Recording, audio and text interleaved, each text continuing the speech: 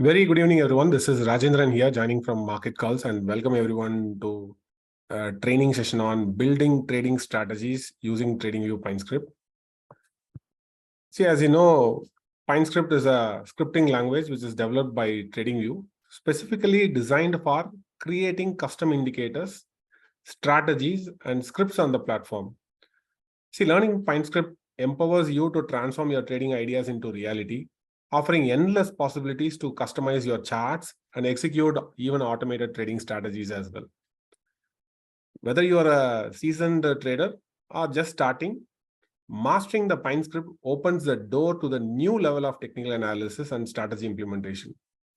Through this journey, you'll gain the ability to tailor your charts, backtest trading strategies, and even automate your trades as well. So today's session will be the basic foundation for even automating or building your systematic trading career using the Tradingview Pinescript. Now, let's quickly learn about Tradingview Pinescript. You know, Tradingview, it's one of the popular trading platform across the world. And not only among investors, even traders, investors, they'll be heavily using Tradingview these days. And even most of the Tradingview's indicator itself are written on top of the Pinescript only. A lot of built-in indicators. Tradingview provides a lot of built-in technical indicators. All those indicators are built on top of the Pinescript. And Tradingview itself quite popular for community-driven scripts. More than 1 lakh plus indicators and strategies are already available in the Tradingview Pinescript. So why to learn Tradingview Pinescript? If you ask me, you can create your own indicators. And not only that, you can create your own trading strategies. You can design your own trading alerts. You can send alerts to Telegram channels. And even you can send orders to your broker from Tradingview. So there is a method called Tradingview Webhook is there. Using Tradingview Webhook, even you can transmit alerts to your broker as well. So you can convert your signals into orders and you can punch automated traders without any manual intervention, which is totally possible with Tradingview Pinescript. And let's quickly start creating our own indicators. All right. So first we're going to learn about how to design indicator. And then very quickly, we're going to shift into how to create our first trading strategy. So what I'm going to do, I'm going to pull up my Tradingview charts. So here is my Tradingview chart over here. So if you go to the Tradingview chart, I'm going to pull up the Pinescript. If you see at the bottom, you have a Pinescript editor. I'm going to zoom it a little bit so that it will be visible to everyone. So I'm going to create my very first indicator.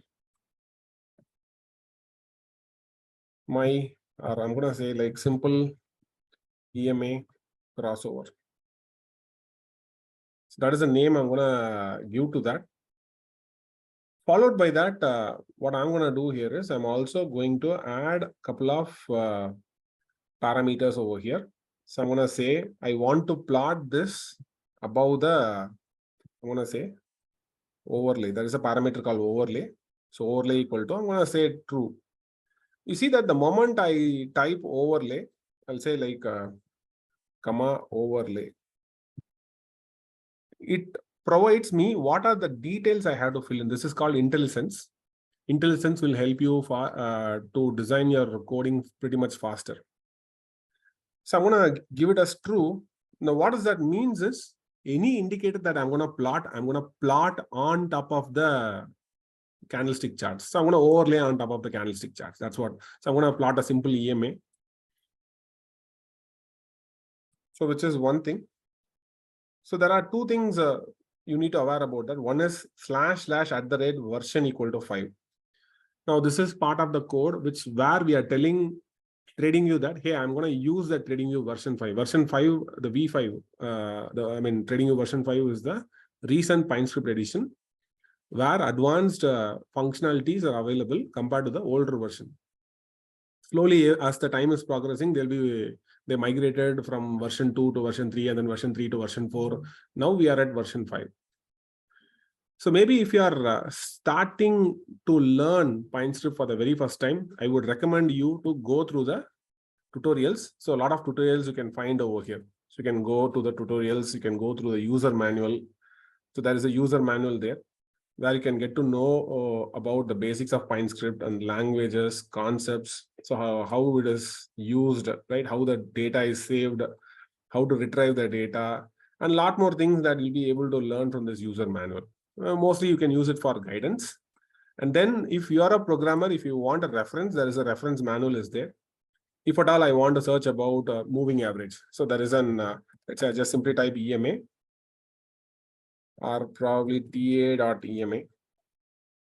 I'll be able to learn all the technical indicators which are supported. So there is a library called TA.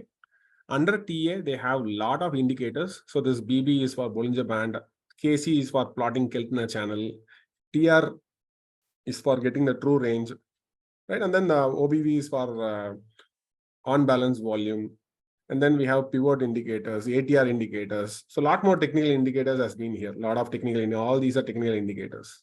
At MACDA, ALMA, and then we have VWAP, right? And then weighted moving average, volume weighted moving average. So the lot more functionalities are supported under the TA library. So a lot of libraries are there. Likewise, they have a plot library. If you type plot dot, you'll be getting a lot of libraries under plot for plotting purpose. So the pinescript version 5 reference manual will be the guideline for the beginners who want to learn pinescript. So then they can quickly refer any functions. Particularly if I want to look into building strategies, I'll be mostly looking into strategy library. Strategy dot. The moment I type strategy dot, I'll be able to see strategy dot entry, strategy dot exit, strategy dot close, strategy dot order, strategy dot cancel, where I'll be able to transmit orders to the backtesting platform, right? So this manual will be very, very helpful for the beginners. So if you are a beginner out there learning pinescript, then there are two things you have to focus. One is trying to understand the IntelliSense, which will help you to code your programming language pretty much faster. Second one is trying to understand the pinescript version 5 reference manual. All right, coming back to the topic.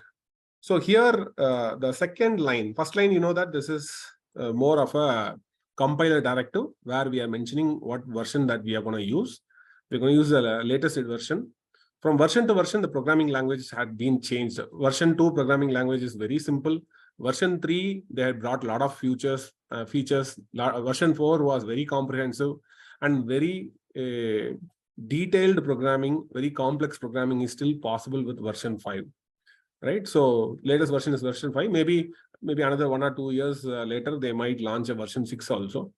But version 4 and version 5, not much of improvements, but they had introduced a lot more features like libraries, and then webhook they had introduced. So version 4 onwards, they introduced the webhook, and it's a lot more additional functionalities. New technical indicators has been launched in version 5.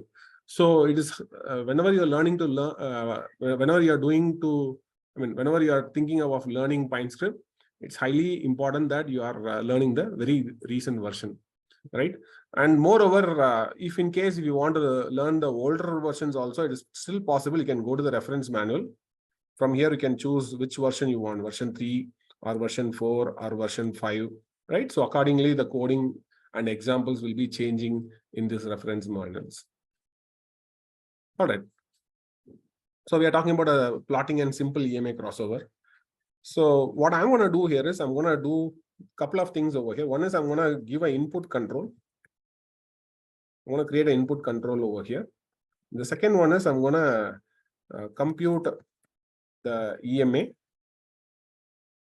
and store it in a variable. Store it in a variable. And the third thing I'm going to plot is I'm going to plot the EMA value.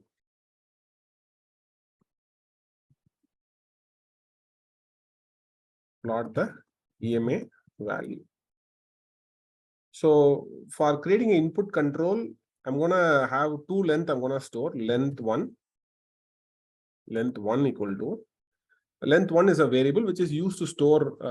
I'm going to store numbers into that. I'm going to store the EMA 10 and EMA 20 value under two different variables. So length 1, I'm going to say input dot integer, int. Int means integer, used to store numbers. So this is a kind of an inbuilt function. Anything which is represented in blue color is an inbuilt function over here. So here I'm going to say, I'm going to pass the value 20, comma, I'm going to give a label to that. You see that first thing, what value I'm filling here is like I'm passing the default value. Second, I have to give a title. Title always have to be sent in within a double quotation. So I'm just giving an open quotation and a close quotation. The moment you open a quotation, it also comes with a close quotation as well. I'm going to say like length 1, or I'm going to say like fast EMA. Fast EMA is the value I'm going to give. And then I'm going to say something like I'm going to pass on the values like 1, 100, 1. So which is nothing but the min value, max value, and step. Right? The minimum possible value is going to be 1. Maximum EMA value which I can give is maybe I can give it like 200. And I can increment the value of EMA from 1 to 2. I can increment by 1 value. I can able to increment. So this is with length, and then I'm going to have length 2. Length 2 equal to same thing over here, but it's going to be a slightly different value. Maybe I'll keep it like 50 as an EMA here. It's going to be a slow EMA. Slow EMA. Even here also, I'm going to vary from 1 to 200. I'm going to create a control where I can change the value from 1 to 200 with a step interval of 1. Right? So the input control has been created. Now we're going to calculate the EMA. So I'm going to keep a variable called EMA1, which is going to store the complete EMA value. So TA.EMA. So TA is the library dot. The moment I keep dot, I'll be able to see all the possible indicators inside the library. So one of the thing that we want is like we want to calculate EMA. So EMA is what I'm going to open. And inside that, I'm going to pass the source and length. So you're going to take the EMA on top of what? I'm going to take the EMA on top of the closing candle. And length I'm going to give is like length 1. So length 1 is the control which we used to get the value. By default, the value which is stored is like 20. So EMA 20 is what I'm going to calculate. Of course, whenever I want to write a comment, right, I'm going to say like put a double slash. I'm going to say like EMA 20. That is what I'm going to say. Like that means I'm going to calculate EMA 20 over here. And I'm going to create a EMA 2 as a variable here. EMA 2. Inside that, I'm going to store EMA 50 value. So EMA dot TA.EMA close comma length 2. Length 2. So this will store the EMA value. Of course, finally, I'm going to plot those EMA value. I'm going to say, I'm going to remove this plot. Instead, I'm going to say plot EMA 1, comma, which is first I'm going to pass the series. Series is nothing but what value I'm going to plot. I'm not going to plot the recent value of the EMA. I'm going to plot the EMA for each and every candle. That is what we call as a series. Series is a complete set of data set of EMA for the entire candlestick in that particular time frame, right? And then followed by that, I'm going to give a title. I'm going to say like fast EMA again, fast EMA. Followed by that, it is asking me for a color. So for a color, I'm going to, let's say I'm going to give a green color. So color dot, the moment I give color dot, I'll be able to see a lot more different colors. So I'm going to select color green over here, color dot green is what I'm going to give. Comma, I'm going to set the line width. Line width will help me to plot thicker lines or thin lines. So if I say line width equal to 2, obviously it will help me to plot slightly thicker lines. Okay, so I just want to plot slightly thicker lines. So I'm just mentioning the line width as 2. Maybe if you give 3 or 4, the line width will get even more thicker and thicker and thicker. And I'm not going to give any style. If I don't give the style, obviously it will take the style as by default as line itself. And remember, not all the parameters are mandatory. So here plot is the function. So plot is the function name. You can see that which is in blue color, right? And the title, the series title, color, line width, these are called parameters, or we call as arguments. So there are total how many arguments that we had passed. This is our first argument, EMA1, which is nothing but the series. And then we have a title, which is the second argument. Third argument is the color. And fourth argument is the line width. Now I can also choose the color from here. I can also choose that maybe I can choose how much lighter color I want. I can also able to change it from here. Immediately you can see that it changes to color.rgb. It uses the red, blue, green combination to generate shades of color, different colors. So here it's a lighter shades of green is what I'm using over here. So if you know this color combination, you can straight away use the color.rgb and you can mention the red, blue, green combination and you can create your own colors. However, if you want to use standard colors, you can stick to color green, color red, color brown, color black, those kind of colors. Standard colors, you can switch, you can use those things as well. And then talking about plotting, I'm going to plot the slow EMA as well. So EMA2, I'm going to plot the slow EMA, which is I'm going to plot it with the color red. Okay. So automatically the candlestick will be automatically taken care of. So there's an untitled script over here. I'm going to give a script name as well. I'm going to say simple EMA crossover webinar. Okay, that's what I'm going to save. So it will be saved under my local, cloud storage, Tradingview cloud storage, my own cloud storage. So if I want to open that code, I'll be always able to go to open, select my script. So from here, I'll be able to select the indicator. So probably just simply type simple EMA crossover webinar. So I'll be able to open that code. Anytime I want, I can open that code. And here you can also maintain the version as well. So every time you are doing the modification in the code, your previous version will be automatically saved. So if at all you want to go to your previous code, you don't need to worry about your accidentally deleting certain part of the code. It always maintains the version. You can always fall back to the old version as well. Anytime you want, you can keep on update your code.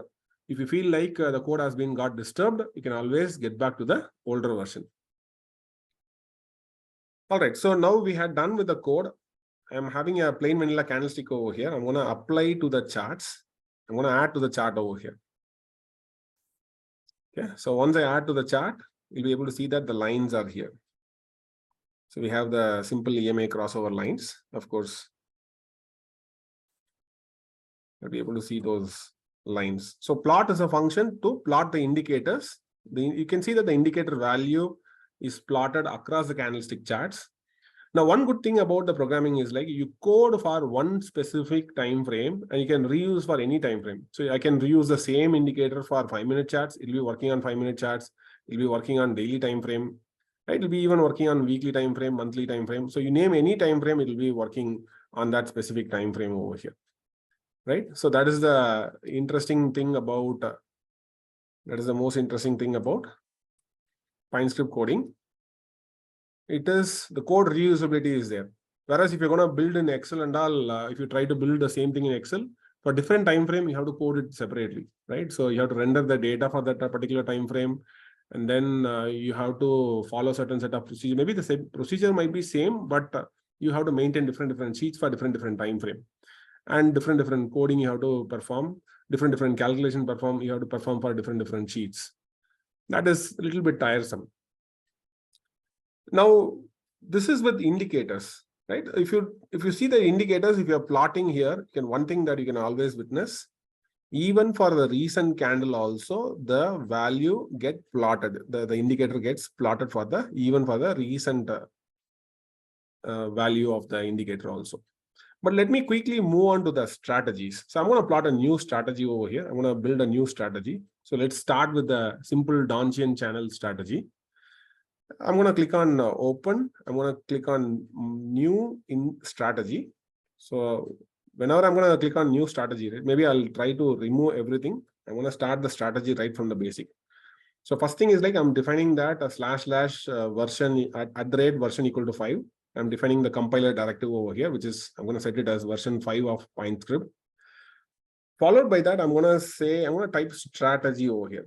So for indicators, I have to use the indicator function. So here I'm not going to create indicators. Here I'm going to create strategies.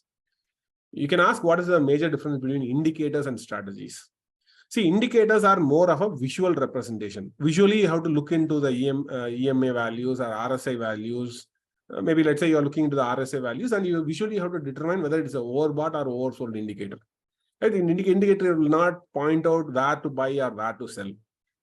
The strategies are nothing but rule-based systems, which are the rules are applied on top of the technical indicators, which will tell you exactly when to buy, exactly when to sell, or exactly when to short or when to close your shorts. It will give those indications in the terms of buy-sell arrows. And these rules are backtestable as well. Indicators are not backtestable, but strategies are totally backtestable over here. So I'm going to create a strategy name. I'm going to give a name like Donchian channel trading system. That is a name. That's a title I'm going to give to that system. Followed by that, it is asking me for a short title as well. So I'm also going to give a short title saying like Donchian system. That's what the name I'm going to give to the short title name, by the way. Followed by that, I'm going to say overlay equal to true.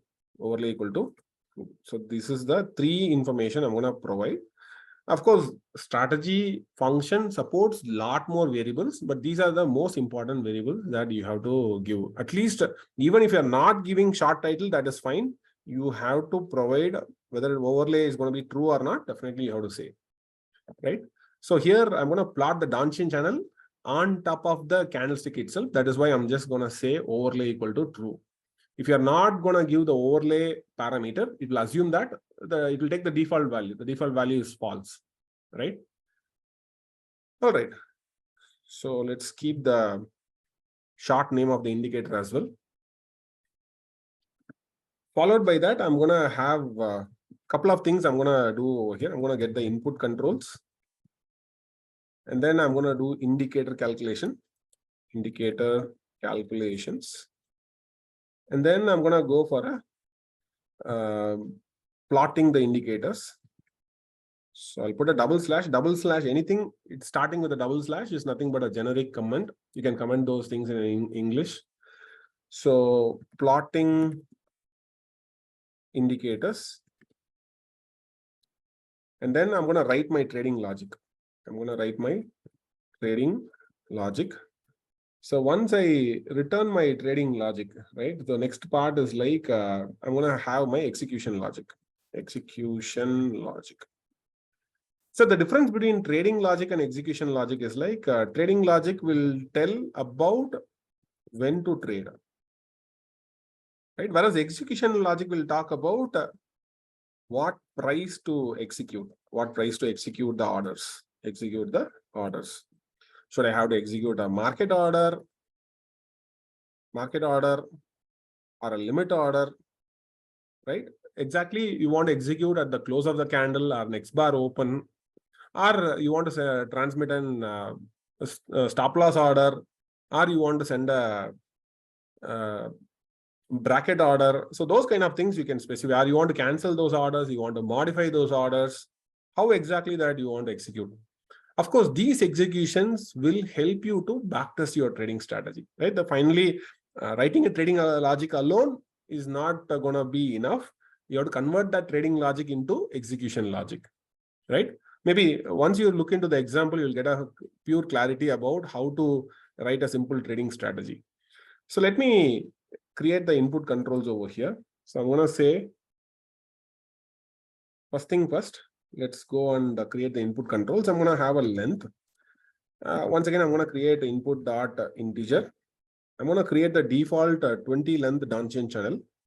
So that is going to be the default value. The title which I'm going to give is the Donchian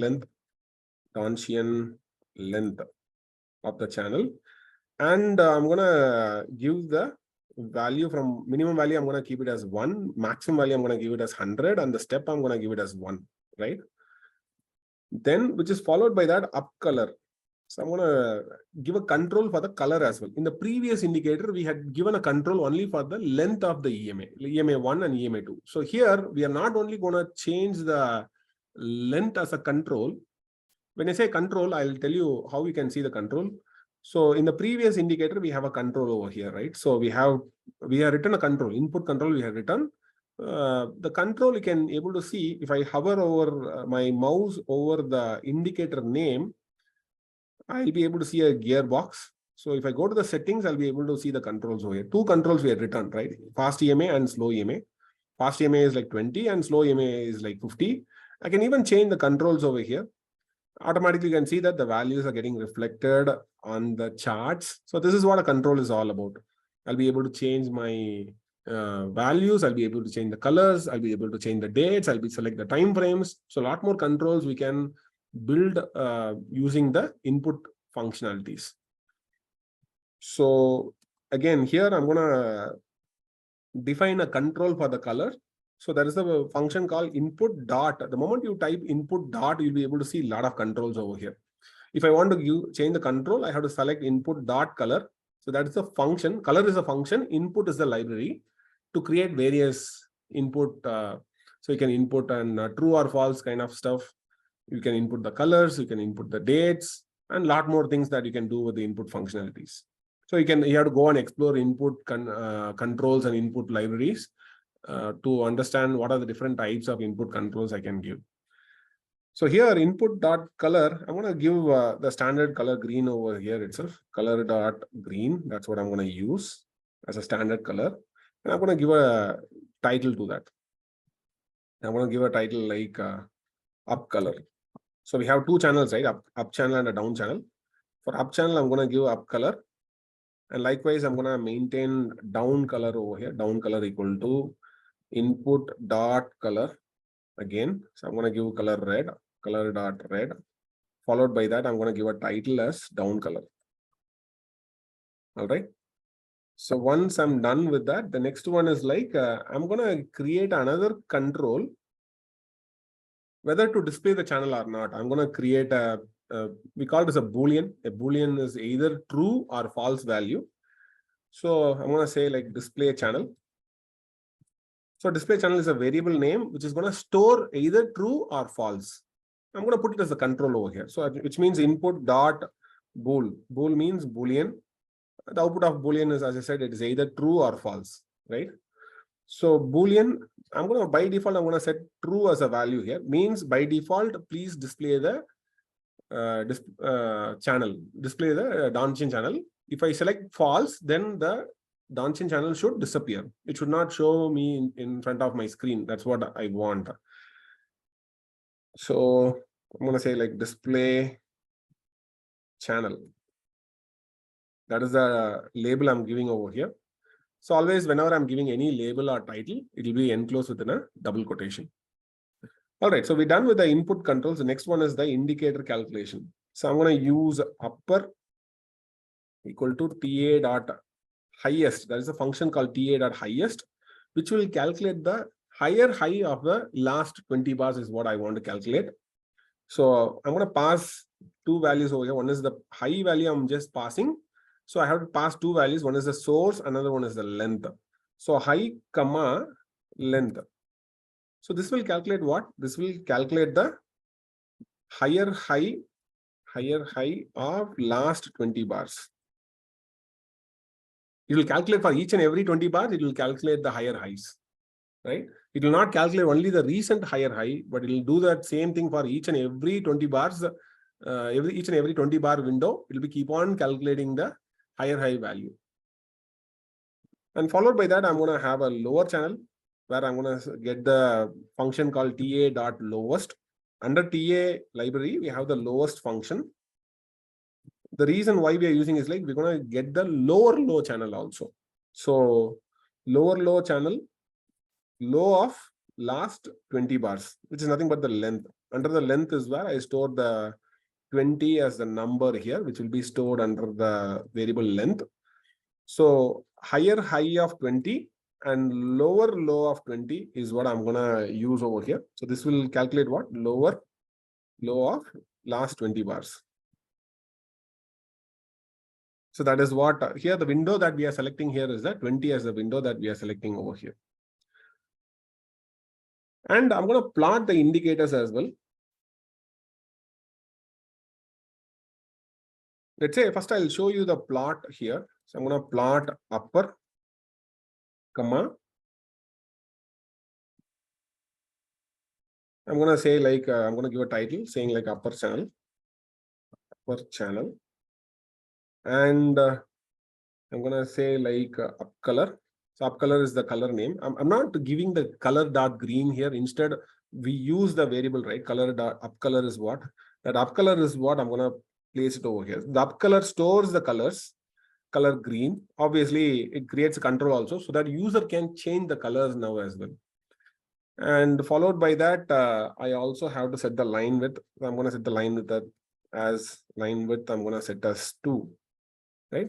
You see that the moment you type line, it automatically brings the value over here. Or if you select line W, it points to line width. So you just put a tab over here. Automatically, it completes the sentence. Right? It completes the line. It brings the line width to you. So you don't need to type everything on your hand. So line width equal to 2. Again, I'm going to say plot. I'm going to get the lower channel, comma. It is going to be a down channel. So DN or down channel, comma. The color I'm going to select is the down color, DN color. DN color is the variable which stores the color information, comma. Finally, I'm going to set the line width over here. So comma line width.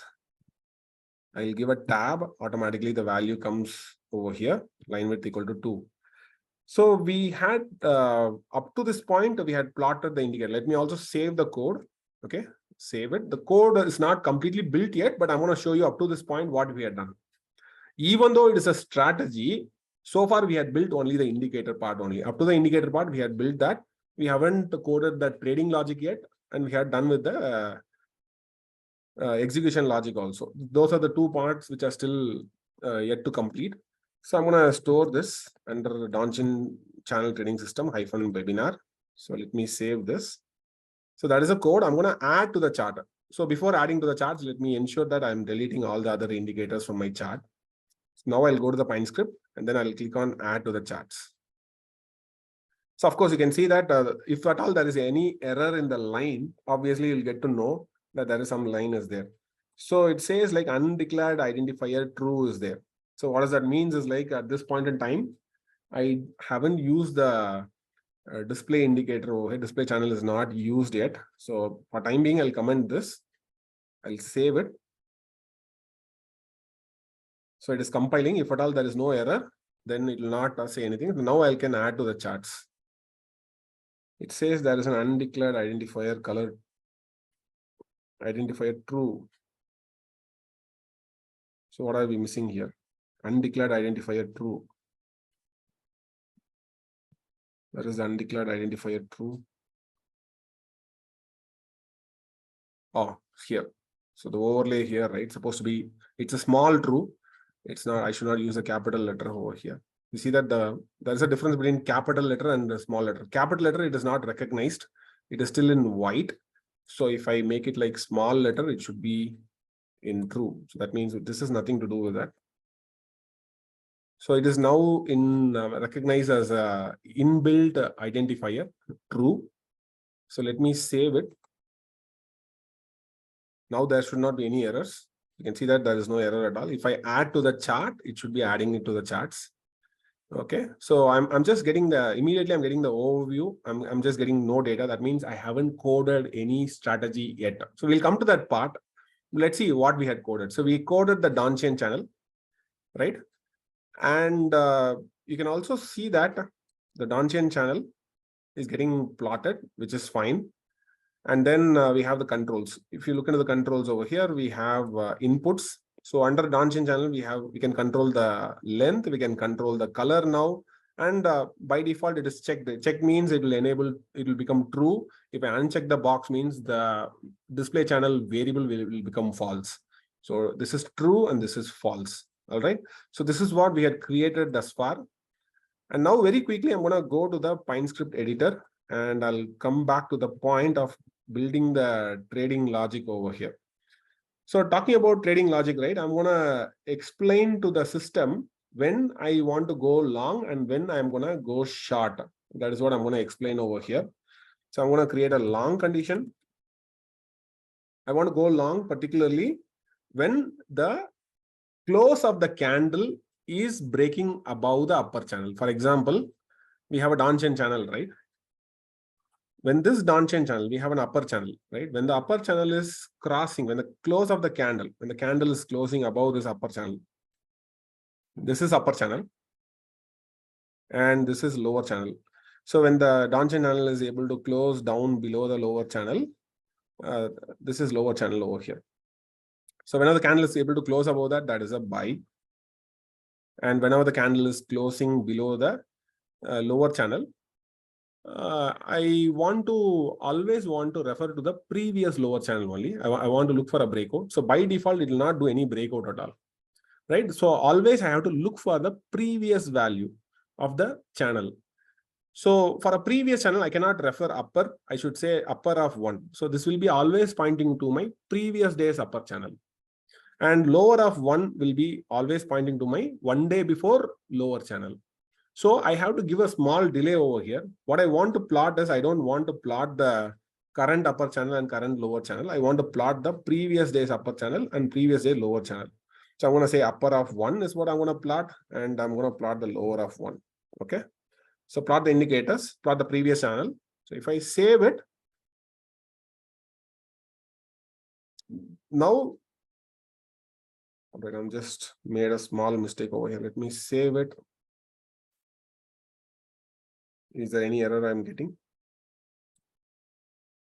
It says syntax error at input, end of line without continuation.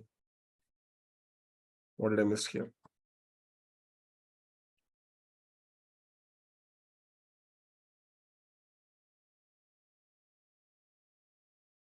Maybe I'll fall back to my actual version. Okay. So probably if I save it, this code should work. Is it working? Still not working yet.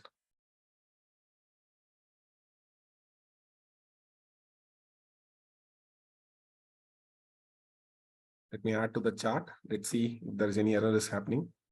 Of course, the code is working fine. The code should be working fine here. Now, what I try to do is like upper of 1 is what I try to implement. Upper of 1 and lower of 1. This is the place last time we got an error. I don't have any idea why we got an error, but it should work. Yeah, it is working. All right. So what value right now I'm having here is like I'm getting the previous upper channel. The current indicator value is pointing to my previous upper channel.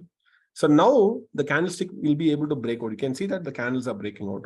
Earlier, you cannot see where the candles are breaking out. So here you can clearly say that the values are breaking down, and here the price is able to break above the upper channel and able to close above the upper channel. Very clearly, we are able to see this. All right. All right. Now we'll get to the point here. Now it's time to create our long condition and short condition. So I'm going to create a long condition over here. I'm going to say long condition equal to, I'm just putting a variable. I'm creating a variable called long condition. It can be any variable name, but here I choose to use long condition. So here I'm going to say, I want my candle to close above the upper channel. Okay. Not the current upper channel, but the previous upper channel. So here I'm going to say TA dot, there is a function called crossover. Crossover. There are 3 functions that are there: cross, crossover, and cross under. So I'm going to look for a crossover where the close of the candle should close above the previous upper channel, upper of 1. Okay. It's going to close above the previous upper channel. Likewise, short condition. Even in short condition also, I'm going to write my short condition. I'm going to say like TA dot cross under. In a cross under, I want my close of the candle to cross under the lower channel, my previous lower channel, or previous lower channel is what I want to plot. So I'm going to say like close comma lower of 1. That means previous channel. All right. So then only the breakout will happen. A close cannot break the straight away, cannot break the upper channel, because it will always create a new value as the latest high itself. So it never breaks. So you always have to refer the current close. This is current close. Current close breaking the previous upper channel. Likewise, current close breaking down below the previous lower channel. Okay. So the difference here is, here we are looking for candle to close above the upper channel, whereas here we are looking for candle to close below the lower channel. So that's the difference over here. Now we're going to come to the final part. We're going to decide the execution logic over here, which is the very easiest part also. And if you know this part, then half of the problem in building your trading strategy has been solved. So I'm going to say, if my long condition. So what does that mean? I'll tell you. See, long condition is an output of either true or false. Each and every candle will have a value of either true or false. It will have a value of true wherever the Donchian channel is crossed above. The previous Donchian channel, if it is crossing above, those candle alone will have a true value. Rest, it will have a false value. So it have a complete data set of true and false. All right. So it'll be keep on having like this. Maybe let's say I'm having a candle here. Just think about a simple example. Let's say I'm having 5 candles. This is how the candlestick look like. And let's say I'm having a Donchian channel. So let's say the Donchian channel is running in green color. And let's say this level is getting broken. So this is where my buy takes place. So the long condition will maintain a data set of true false. So here there is no breakout, so it will maintain false. Here also there is no breakout, so it will maintain false. But here there is a breakout, so this candle will maintain a value of true. Again, this will maintain a value of false, and this value will maintain a value of false over here. So wherever there is a breakout, it will become true over here, right? Rest all the places, it will become false. That is how the crossover works. So I'm just looking for if long condition. That means if long condition is true, then what I want to do, I want to send buy order to the broker. Maybe not exactly to the broker. First, I'm going to backtest. Later on, once I comfortable with the backtest, then only I want to automate it, right? So I'm going to send an order to the backtesting platform. So I'll give a tab over here. Okay. And then I'm going to start with strategy is the library name, followed by dot. I'm going to send an entry order over here. So every order will have an ID and direction. That's the most important thing. ID, direction, quantity. So here I'm going to decide the ID over here. I'm going to say like ID, I'm going to give like it's a buy ID. So every order, I'm just attaching an ID to that. Buy is the order ID name. I'm not instructing yet what to do, but I'm going to say strategy dot long. So I'm just instructing the system to go long whenever long condition is true. If long condition means, if it is equal to true, whenever the long condition is getting true, you pass the long entry. Obviously, I'm missing a comma over here. So comma strategy dot long. All right. So strategy dot entry will send a long order in this case with the order ID. Name is buy. It can be anything. It can be buy, it can be long, or it can be whatever the name that you want to give. Even if you want to put your girlfriend name, you can put your girlfriend name. Doesn't matter. But it should be unique. It should be a unique ID to that. So every order I'm passing, there should be a unique ID to that whenever I'm opening a new order. All right. So that is fine. Now followed by that, I'm going to print for short condition as well. Short condition. Okay. I'm just putting a short condition over here, and then I'm going to say, I'll put a tab strategy dot entry. And here I'll say like, I have to give a ID again. I'm going to say short, comma, direction. So this direction is what very important. This is what tell you what kind of positions that you're going to take in. So whenever short condition is getting triggered, I'm going to say strategy dot, I'm going to say short.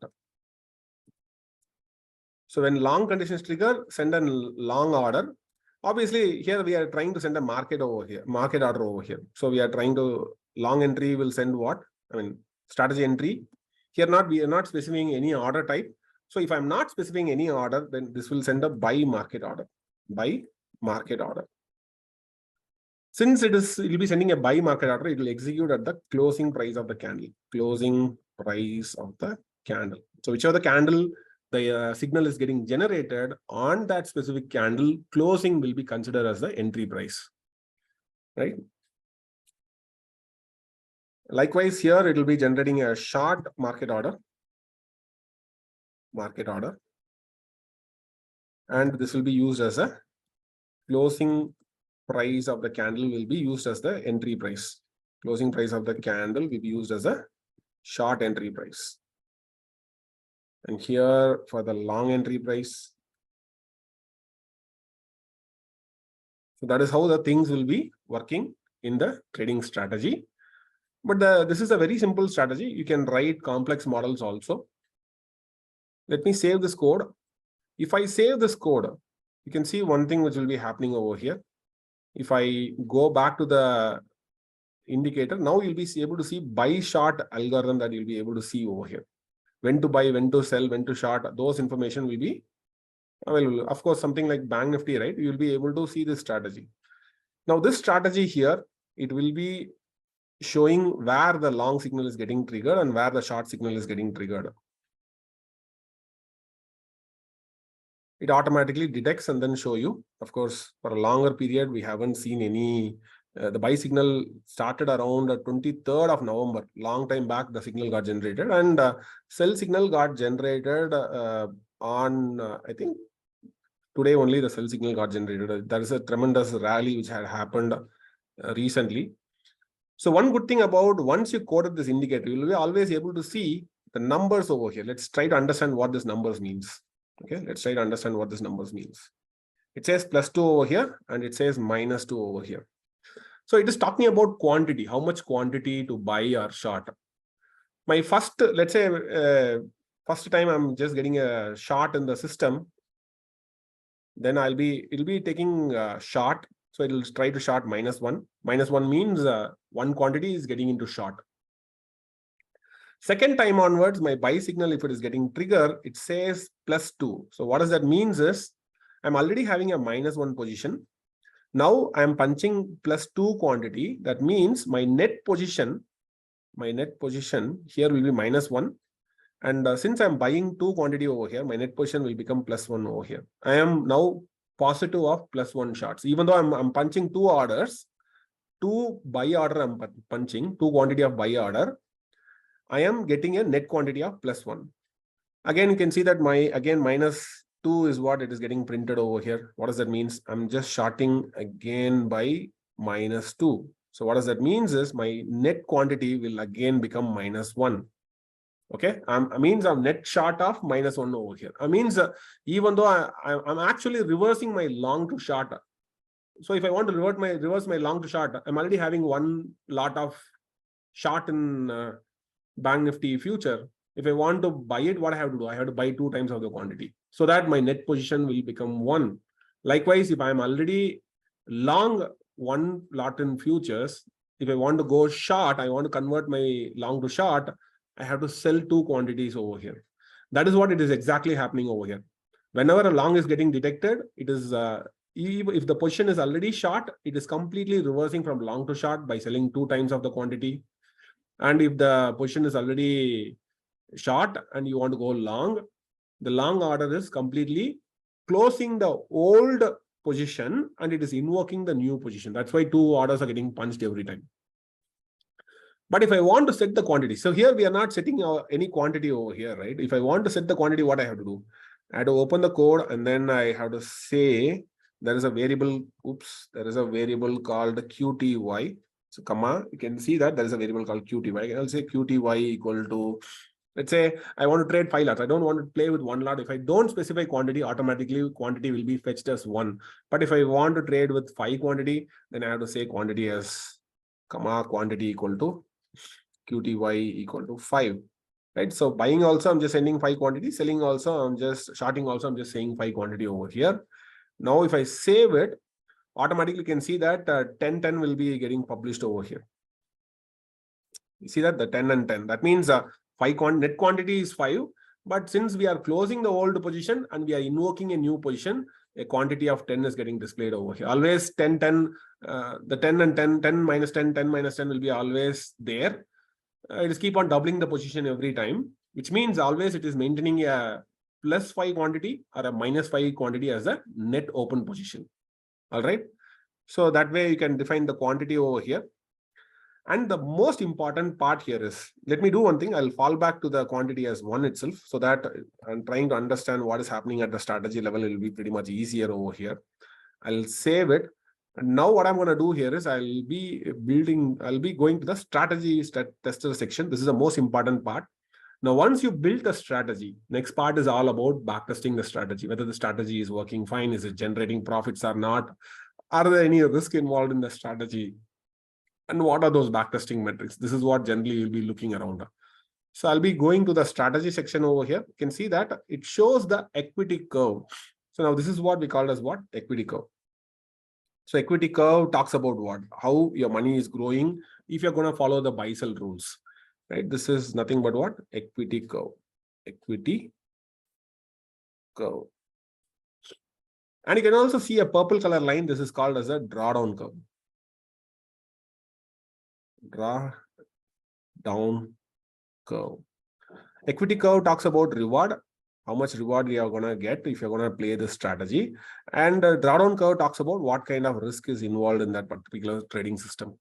So there are times you can see that the drawdown is decreasing heavily. That means you can see that at some point in time, it started losing almost a lakh of rupee. Right. So on the left hand side, you'll be seeing the equity values. These are equity values. Equity. On the right hand scale, what you're seeing is the drawdown values. Drawdown. So means if the drawdown curve is going down, that means system is experiencing losses. If the drawdown curve is improving, that means the loss is getting recovered. That's what it means. So system always go through a phase of losses and then it recovers back. Again, it go for a phase of losses and then it recovers back. The system does that always, all the time. But any system will be having a positivity also, will be having negativity also. There are many systems will be having an average win rate of 40%. Even you can see that this particular trading system is only winning 38%. But still, because of the very good risk reward ratio, it is able to generate profit of 34%. So 34% in the last approximately 450 trades. I think 450 trades would have been got generated, I think 453 trades, right? On a 453 trades, only 38% are the winning trade. But still, there are many trades, it is winning really big. Whenever it is losing small. Whenever it is winning, there are certain trades, it is able to capitalize on the trend, and that is why the win rate is lower. Even with the lower win rate, it is able to survive with a decent profitability. Now, you want to set your own trading capital. So in that case, you can always go to the settings over here. So you can go to the settings from here. There are two ways you can reach the settings. Either you can go to the Donchian system settings over here, or you can go to your indicator. From here also, you can go to the settings. From here, you can go to properties. From here, you can set how much capital that you want to allocate.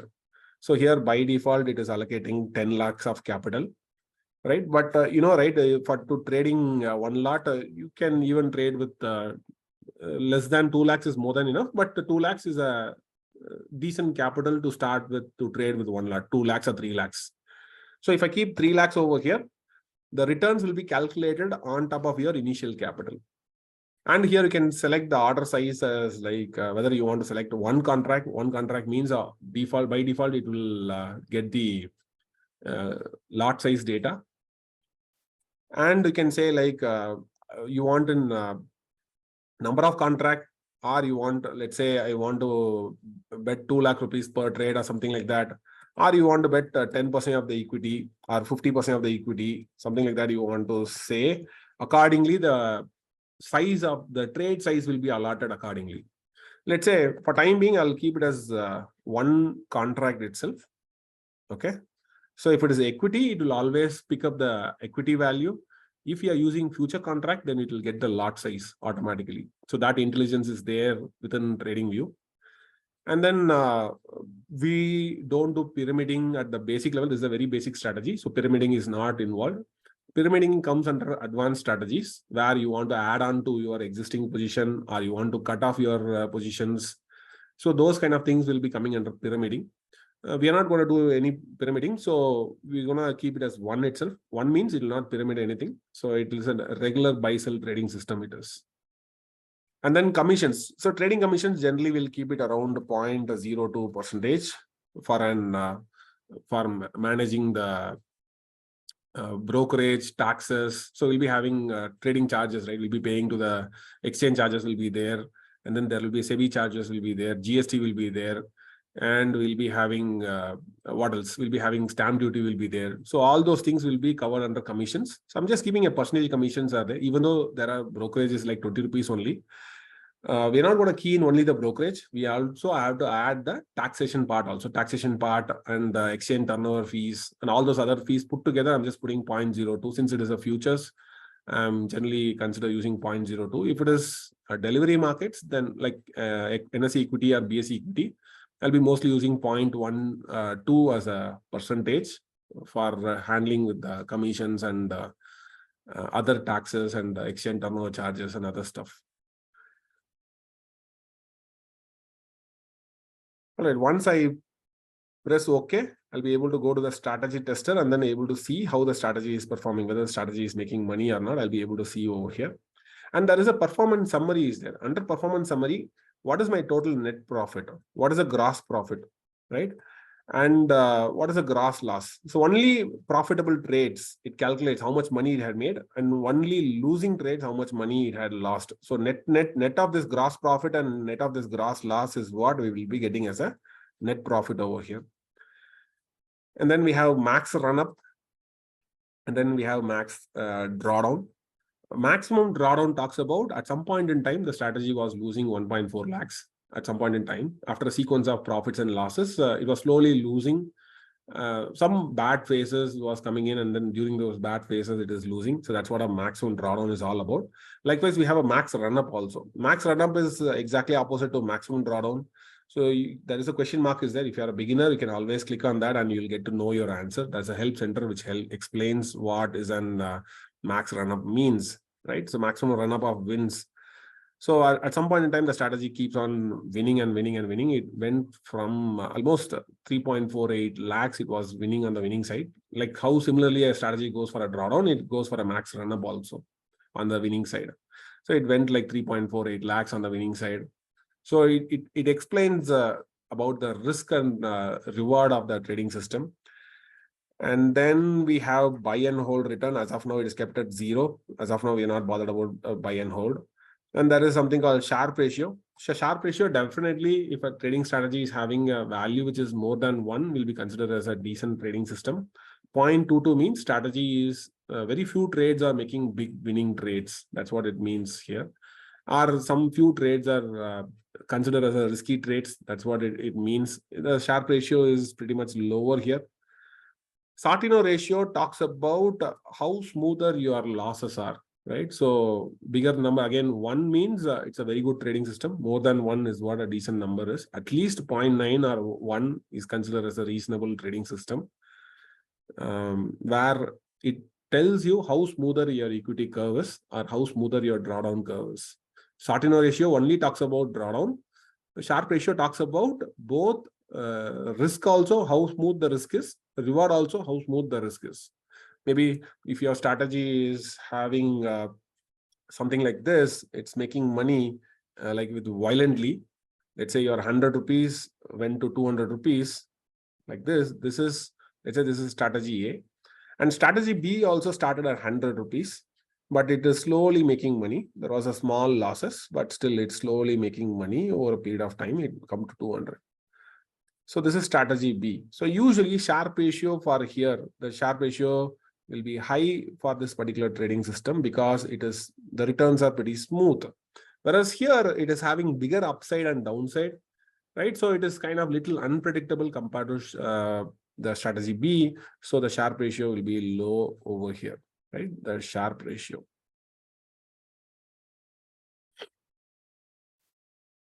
So which is having, which is a smooth equity curve. So this equity curve is smooth, right? This is smooth equity curve. Smooth equity curve. More smoother the equity curve, more the higher the Sharpe ratio is likely to be. So these are some of the performance summary, and you can also watch the trade list as well. You see that the trade list is saying like only one contract, only always one contract is buying or one contract it is selling. Actually, on the charts, it shows actual number of order has been placed. But here it shows the net position. It shows the net position. Net position. So here it is a positive one always, but it says it's a buy. So this is more of a short. Okay. So when it enter into the long and when it enter into the short, it comes with a timestamp and what price it entered, what price it had exited, and what is the net profit of that particular trade. And each and every trade is separated by a lines. So we have a lines which separates. So this trade ends with how many losses, how much profit it had dealt with, right? It completely gives those details. Of course, the recent trades will be published at the top and older trades will be at the bottom. And if in case you want to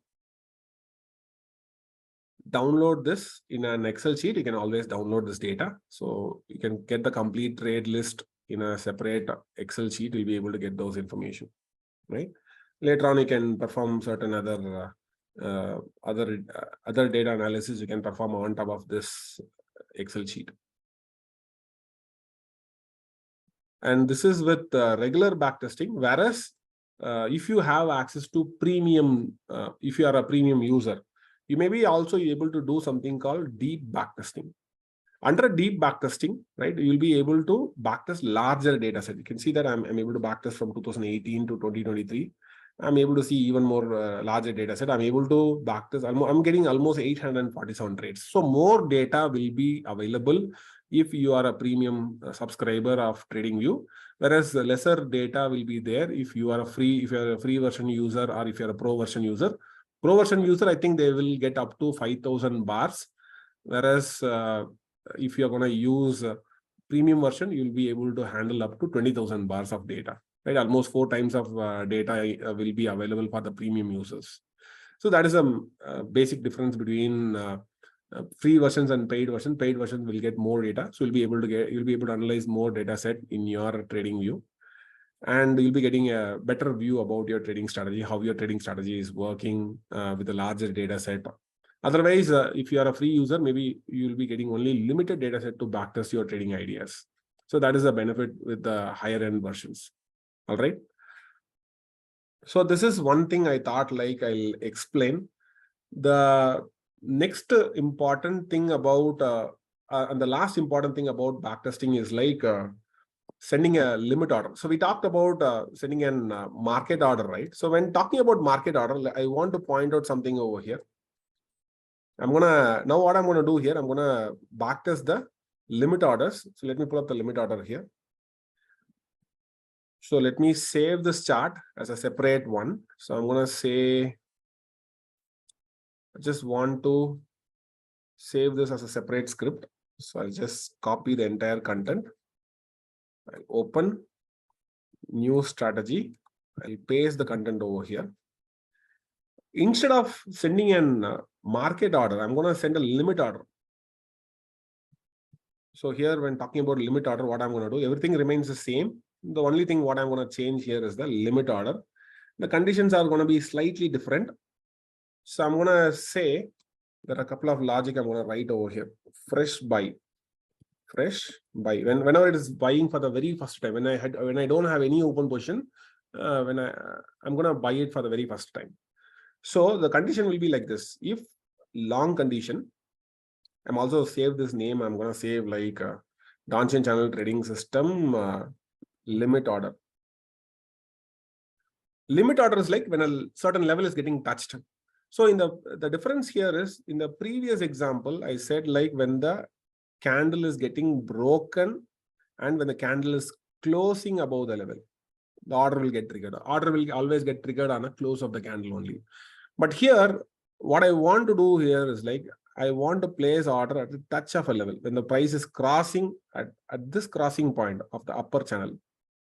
So here we have an upper channel Here price has to close above the upper channel. That is what we had sent. At the closing price, we'll be sending a market order. We'll be sending a market order. But what I'll do is like, this is an upper channel. So at this upper channel, I'm going to send a limit order. Limit order.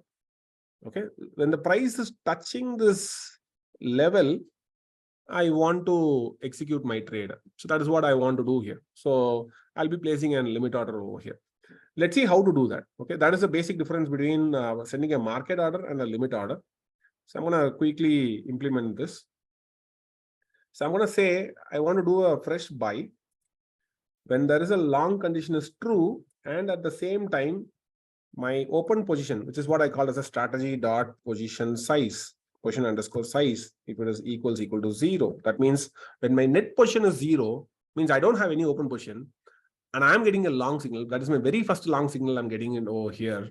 So by that time, if I don't have any running trades, first buy signal is happening. What I want to do is like, I want to transmit a order. So let's say in that case, I'll say like my signal is buy. I want to transmit a strategy dot long. I'll set the quantity over here. And I'll say, I'm going to send a stop loss buy order because I'm going to buy above my level. So whenever I want to send a buy above my certain level, I'm going to set a stop loss limit order. So I'm just putting a limit order buy, but it's a stop loss limit buy. I'm going to buy at upper level. My upper level is going to be my entry point, or my previous upper channel is going to be my entry point. That is what I'm going to say it over here. And followed by that, if at all, I'm already running my old short. Okay. If I'm running my old short, let me remove this. Later on, I'll give comments. If at all I'm running, if I'm already holding a position over here, if I'm already running a longs, let's say, if there is a old short, exit the old short and enter longs and buy entry. It's kind of a stop and reverse. So what I'm going to say here, I'm going to say if my position is already running short, that means if the position is running negative. If my net position is negative, that means I'm already running short. At the same time, long signal is getting triggered. At that time, what I want to do here is, I want to say like buy signal. I'm going to send long order. Of course, I'm not going to define any quantity over here. So by default, it will be leave it to the system itself. It's okay if I define a quantity also, it's fine. And again, I want to enter exactly around the previous upper channel, right? And then followed by the short condition. Even the short condition also, I'm going to say like short condition, it's going to be a fresh buy, fresh short it is. So it's going to be a fresh short. So fresh short over here, I'm going to say like short condition and the strategy position is equals 0, right? You see that here also what we are sending, we are not sending a limit order because limit order, whenever I'm selling, right, I'll be sending an limit order typically above a level, but here I want to short sell below a level. So I have to send a stop loss limit order. So I'm going to set a stop loss limit order over here. So stop equal to lower channel. Previous lower channel is what I'm going to send a stop loss limit order. All right.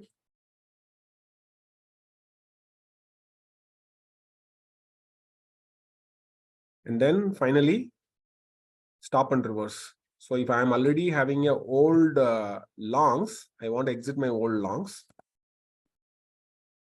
Old long exit. And new short entry. It's kind of a stop and reverse. It is stop and reverse.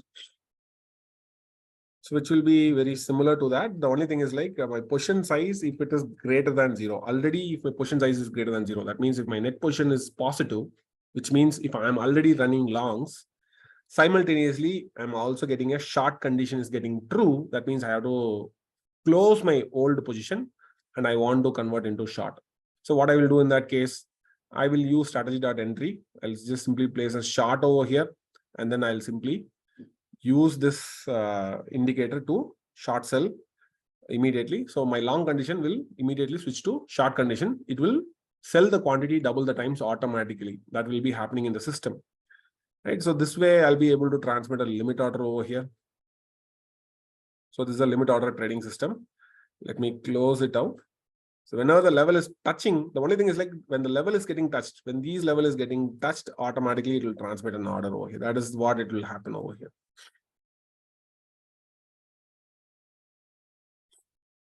Obviously, I have to disable the deep backtesting. It will generate the report.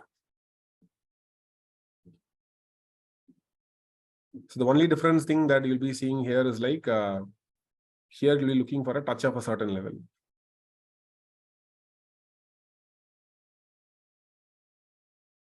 Of course, it is trying to run the backtest. It's taking a little amount of time here. Yeah, it got generated. Right, so this one is pretty interesting. The results has been comparatively better compared to the previous trading system. Here, signal will not wait for the candle to close because we are passing a limit order. When the stop loss limit order is getting touched, so the stop loss order we are passing exactly around upper channel. Right, previous upper channel is what we are passing over here. So basically, we are transmitting what? We are transmitting a SL limit order. You know SL limit order, right? Stop loss limit order. So which means what? If I am having a level, my candle is on the downside and the candle is touching a high and then it is coming back up. So when it is touching the level, when it is touching the level at this point, right, exactly at the upper level, my previous upper channel, SL order would have been placed. SL limit order would have been placed. The moment price is touching the upper channel level, automatically the trade will get executed. Maybe you want to say like, I want to keep a buffer. Let's say this is my upper channel. I want to keep some 5 points. So above this level, I want to have my just 5 points above that. From this to here, it is 5 points. I want to keep a small buffer. At this point, I want to enter. So what I can do is like I can add a buffer and I can name that buffer as 5 points. So I can add a buffer here. Buffer is a variable which I'm going to define. As of now, I haven't defined yet. And lower buffer, I'm going to define as a minus buffer. And a minus buffer here, minus buffer. All right. Which means what? I have to define a variable called buffer. I want to say buffer equal to input.integer. Obviously, by default, 5 point is the buffer I'm going to give. Maybe for different symbol, I have to use different buffer. For time being, I'll keep it as a 5 as a variable. And I'm going to give a title as buffer. Okay. And then comma, I'm going to say like, by default, I'm going to vary from 0.5. 0.5 is the minimum value. Maximum value can be 100 with a step size of 0.25. All right. So that is the buffer value I'm going to give. User can go and change those values if they want. Now, a buffer will be placed. It will not be placed exactly above the certain level. Just 5 point above the upper channel, the order will get placed. So slightly above a certain level, it will be looking for a breakout. So that kind of controls also very easily you'll be able to build using this simple methodology.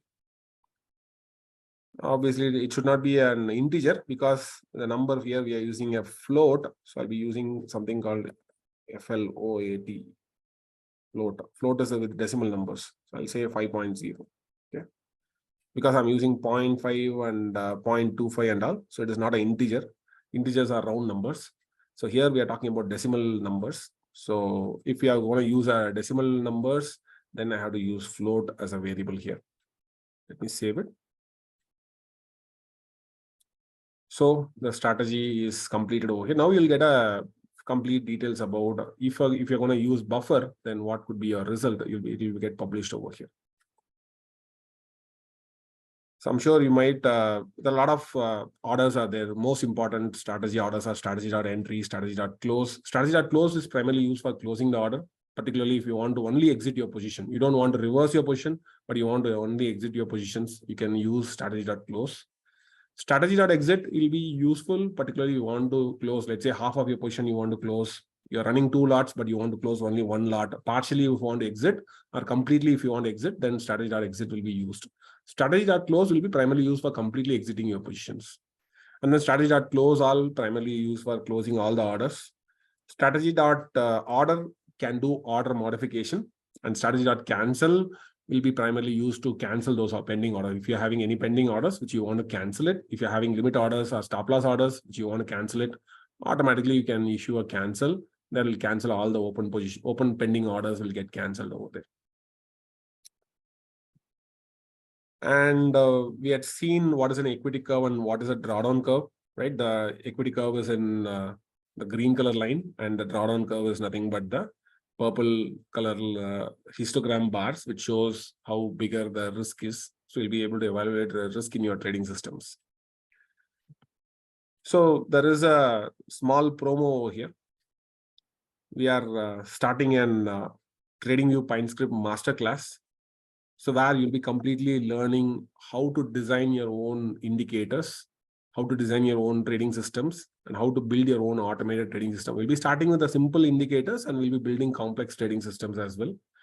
So it is mostly suitable for beginners or who are traders who want to become a programmers, who don't have any basic knowledge in programming, but still they want to learn the very basics of Pinescript, and they want to design their own indicators, they have some strategies in their mind, but they don't know how to implement those strategies, and they want to automate their strategies. They want to automate their strategies. The signal will be coming in futures or in index, but they want to convert into option orders in execution, or they want to transmit alerts to their favorite Slack channels or Telegram channels, or they want to transmit their orders to the brokers. So here you'll be learning all sort of nuances about TradingView Pinescript indicators and strategies. And of course, both basic and advanced level programming strategies will be definitely covered in this session. It is going to be a 20 plus hours of live learning on TradingView Pinescript programming. Every day evening 7 to 9 p.m. we'll be having a session where every day 2 hours will be spent. So of course, the session will be conducted for 10 days. Every day you'll be learning 2 hours of training will be provided. So that end of the course, the core objective is to make you to learn Pinescript programming and help you to design your own trading strategies end of the day. That is the whole idea behind this Pinescript Masterclass. All right, so we came to the end of the session here. I'm sure you would have learned something something about Pinescript that will be helping you to learn more about Pinescript, explore more about Pinescript. Definitely, it's a very fantastic trading language.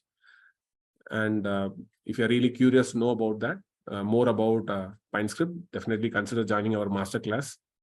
Definitely a lot of very interesting insights will be covered in our masterclass, right from designing trading strategies to automation. Everything will be covered. And as I said, it is totally designed for traders. So let me see you in yet another webinar and with more interesting insights. See you in the next session. Thank you.